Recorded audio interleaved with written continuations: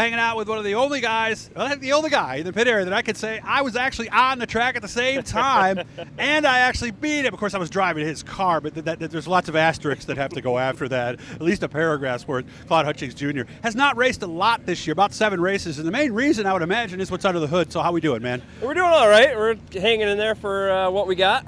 And what he's got is a 358 spec motor. So, I mean, we're out here racing against big blocks. It's been a little tricky this year, but we've been doing the best of what we got. 590, 595 is about the best 580, somewhere? yeah. 580, yeah. Okay. And he's open small box or 8 something, right? Yeah, about that. Yeah, so as you can tell, it's a little bit of a difference. A little different and tricky, yeah. Are we able to fix that at some point down the road, I mean, you think? If the track gets real slick, we can do all right. We can get a top 10, but if there's any bite like what's out there tonight right now with all this rain, we'll fall back quite a bit. But we just hope the track slicks up with the sprint cars, and we'll go forward. But I think next year we got in the works to have a big block, or a big small block.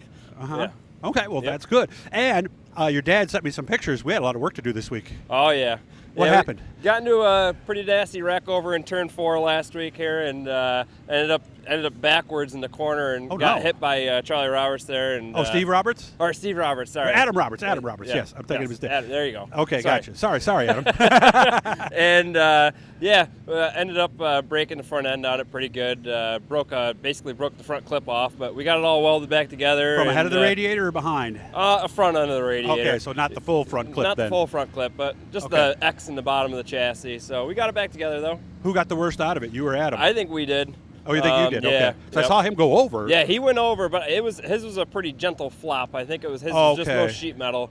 But yeah, we got shocks, front end, radius rods, everything in the front end, you name it, we broke it. Yeah, there's a couple jokes on that gentle flop. I heard some laughs come off of the trailer. We're not going there, guys. Not tonight. Anyway, so let's go all the way back. We did this on my website, of course, but we're not doing that anymore. You started early, didn't you? How young were you?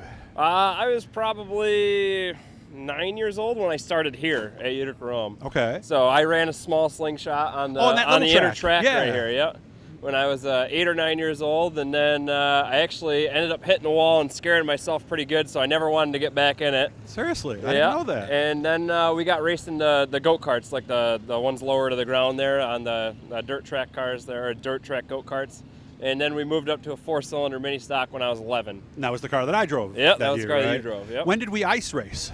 Oh, ice racing, just about the same time frame, like 2006 era. So you were already how old by then? About 11. 11? 11 to 12, yeah.